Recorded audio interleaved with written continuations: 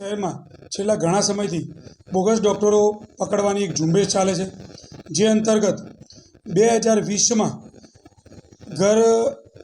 DCB દ્વારા ₹1 કરોડના મુદ્દામાલ સાથે એક એમડી ડ્રગ્સનો કેસ કરવામાં આવેલ, જેનો આરોપી આદિલ સલીમ નુરાની રહે ગોળદોડવાળાનો આરોપીને પકડી અને લાજપોર જેલમાં અટકમાં મોકલી આપેલ હતો, જે 2020થી લાજપોર જેલમાં છે. એને હમણાં હાઈકોર્ટમાં એની માતા મુનીરા સલીમ નુરાનીનું અર્જન્ટ એન્જિયોગ્રાફી કરાવવા માટે એક ડૉક્ટરી સર્ટી મોકલેલ હતું, જે ડૉક્ટરી સર્ટી ડૉક્ટર શોભિતસિંહ મહિપાલસિંહ ઠાકુરના હોય લખી આપેલ હતું. એ ડૉક્ટરી સર્ટીમાં ડૉક્ટર દિલીપ કે તડવી MBBS MDનું રજિસ્ટર નંબરવાળું સર્ટી મોકલેલ હતું.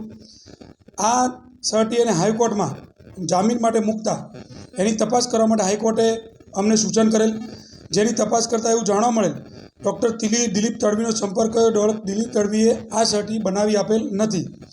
તો સુબોધસિંહનો સંપર્ક કરતાં સુબોધસિંહ પાસેથી એની પૂછપરછ કરતાં એવું જાણવા મળ્યું આ સુબોધસિંહે દિલીપની ખોટા સહી સિક્કાવાળી બનાવટી સહીઓ બનાવી અને આ સર્ટી આદિલ નુરાનીને આપેલ, જે અંતર્ગત આજરોજ ક્રાઇમ બ્રાન્ચમાં ગુનો દાખલ કરી અને ડૉક્ટર શોભિતસિંહ મહિપાલસિંહ ઠાકુર, જે ખોટી ડિગ્રી ધરાવે છે, પોતે ડૉક્ટર નથી, જેની પાંડેસરાના તેરેનામ ચોકડીથી Krishna general and trauma hospital ચલાવતો હતો, એની આજરોજ ધરપકડ કરવામાં આવેલ છે. આ ડૉક્ટર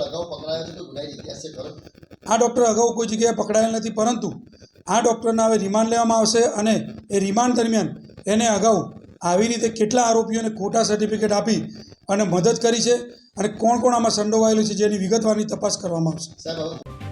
જો તમે આ વિડીયો ફેસબુક પર જોઈ રહ્યા છો તો લાઈક અને ફોલો કરો, અને યુટ્યુબ પર જોઈ રહ્યા છો તો અમારી ચેનલને સબસ્ક્રાઇબ કરો. 7 આઝાદી સમાચારોની.